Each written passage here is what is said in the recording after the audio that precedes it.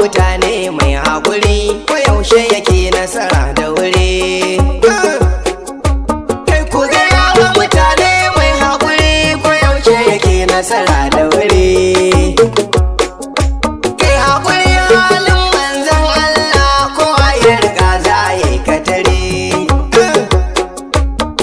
Ka duba wuyar da ya sha shi ma da Yahudawa ya yi yau haƙuri. Nasara sai mai haƙuri yake yi shi ya rike guzuri. Mu jure kana mu jajirce a dukkan lamari kar mi sauri. Mutane mai haƙuri ko yaushe yake nasara da wuri. Ana ta faɗan haka tun a gida, ta gane ɗabi'ar nan ta guda. Ta ɗau haƙuri zai zan magana, ana ina hawa ta nai katare.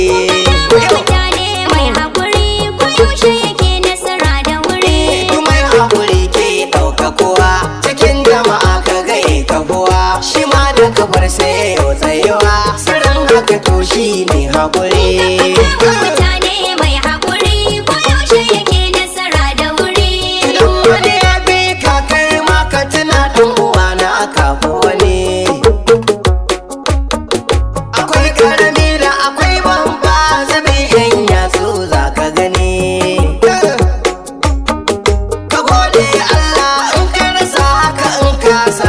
Kai wa wani rayuwar duniyar ka tabawa ce ka kyale baki maza ɗauki fari. Mutane mai haƙuri ko yaushe yake nasara da wuri. Komai da kake so za ka zamo sai kai fakare kuma kai likimo ka ɗauki ɗabi'ar nan ta damo sirrin haka ne nasarar da wuri. Mutane mai haƙuri ko yaushe yake nasara da wuri. Likitoci ko ma'aikata amma haƙuri ba sa zama ba. Haka ɗan kasuwa in ba haƙuri ɗaukaka a gari ba za ya yi ba.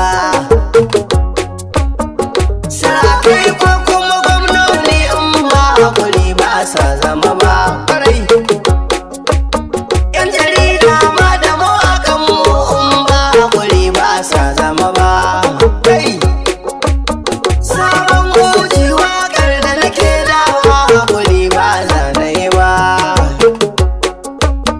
Rayuwar duniya duka na duba dawa haƙuri ba za a yi ba. Kai dukan sana'an kan